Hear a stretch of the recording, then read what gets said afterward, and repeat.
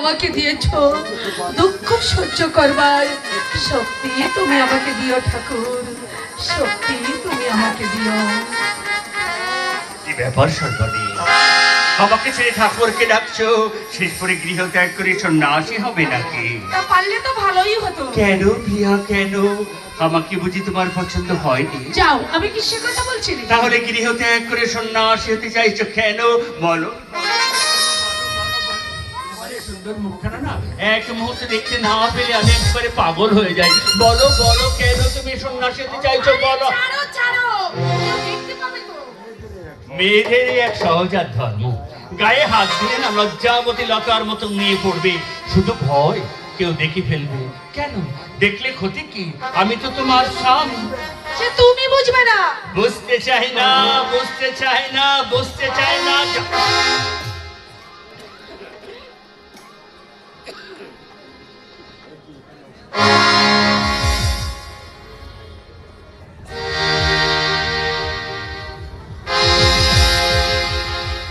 কি ব্যাপার সর্বনে, ওষুধটা এখানে পড়ে আছে?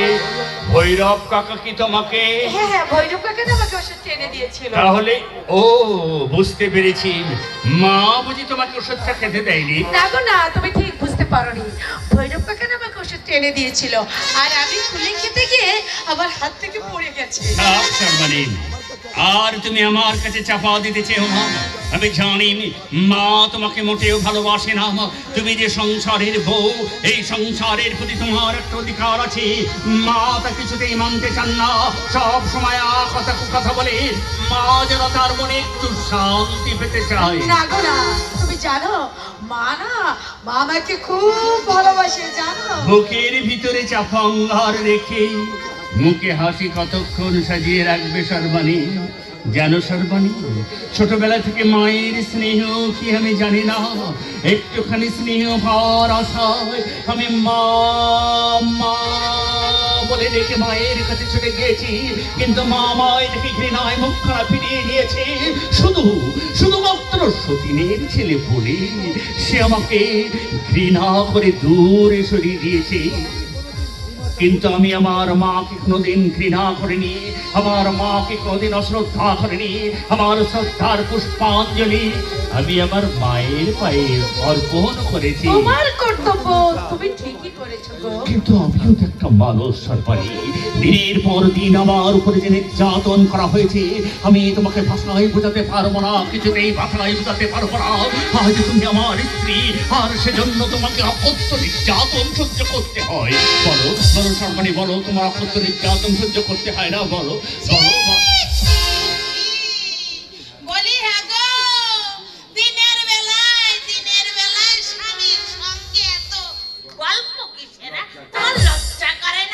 মা সর্বাণী বাড়ির বউ, আমায় কি করতে হবে? বউকে মাথায় তুলে নাচতে হবে। আমার নাম, আমি তোমাকে সে কথা বলিনি মা, আমি তোমাকে সে কথা বলিনি মা। মাগো, তুমি যত পারো আমাকে নির্যাতন করো, যে শাস্তি দিলে তোমার মনে ভালো লাগে তুমি আমাকে সেই শাস্তি দাও। কিন্তু যাকে আমি অগ্নিনারায়ণ সাক্ষী রেখে বিয়ে করে এনেছি, সে বাড়ির বউ, তাকে তুমি এইভাবে দূরে সরিয়ে দিও না মা। মা মাগো, আমি আমি ছাড়, পা ছাড়, পা ছাড় বলছি। তোর কি লাজ লজ্জা বলে কিছুই নেই? নিজের মনুষ্যত্বকে স্ত্রীর পায়ে জলঞ্জলি দিলি? ছি, ছি, ছি।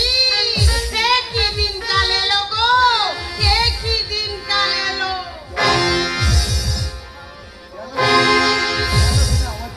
কেন কেন তুমি আমার জন্য মায়ের কাছে ছোট হতে গেলে? মা কি ভাববে বলো তো? মা যা ভাববার অনেক আগেই ভেবে রেখেছে সর্বাণী।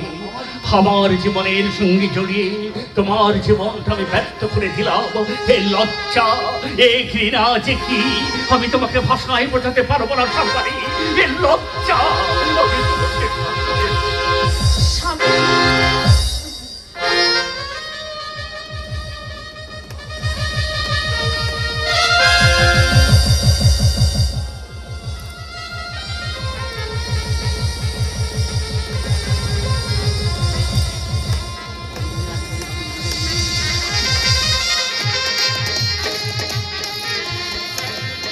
সত্যি সর্বাণী, আমার তোমার জীবনের সঙ্গে জড়িয়ে তোমার জীবনটা আমি ব্যর্থ করে দিলাম। আমি পারলাম না সর্বাণী তোমাকে যোগ্য মর্যাদা দিয়ে এই সংসারে প্রতিষ্ঠা করতে। আমি পারলাম না তোমার উপরে সমস্ত অন্যায় অত্যাচারের বিরুদ্ধে প্রতিবাদ করতে। আমি পারলাম না তোমাকে ভালোবাসা দিয়ে সুখে শান্তিতে তোমার জীবনটাকে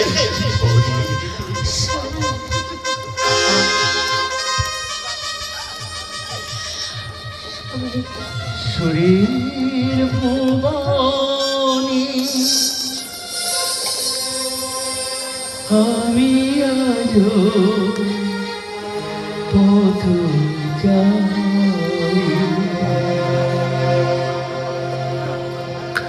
ক্ষমা করে দিও ওগো যদি না তোমার ভালো জীবন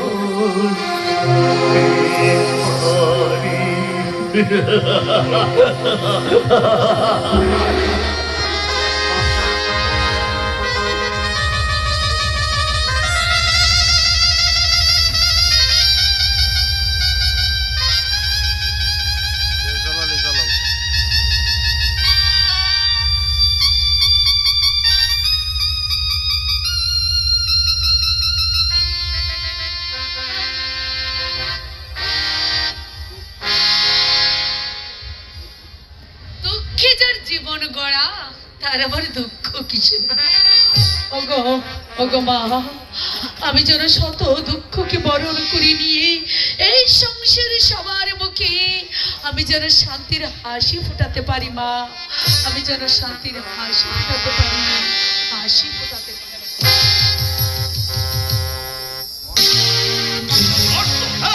অর্থ যদি মানুষের মান সম্মানের মাপকাঠি হয় তাহলে আমি কোনো ভুল করছি না। 50টা বেকার ছেলেকে আমি চাকরির ব্যবস্থা করে দিয়েছি, তাদের পরিবারের অন্যের সংস্থা করে দিয়েছি। এদিক থেকে নিশ্চয়ই মা কালীর আশীর্বাদে আমার বঞ্চিত হব না। তুমি হঠাৎ সময় আজ যে তোমাকে বিজুলিকে শিয়ালদা স্টেশনে পৌঁছে দেওয়ার কথা ছিল, সে কি হত লাগছে সেখানে অপেক্ষা করছে। যাবে না, অন্য কোন মেয়েকে পাঠালে হবে না। ছবি দেখে তারা বিজুলিকে পছন্দ করেছে। আসল কথা নয়, বিজলিতে একটা মতামত থাকতে পারে। কি বলছো তুই? যে সমস্ত মেয়েদের ধরে এনে বিদেশে পাচার করে দেওয়া হয় সেটা কিন্তু তাদের অনিচ্ছাতেই হয়। হয়, কিন্তু বিজলিকে আমি ছাড়বো না। তার মানে সবকিছুর মানে সবসময় খুঁজে পাওয়া যায় না স্যার। তুমি বিজুলির রূপ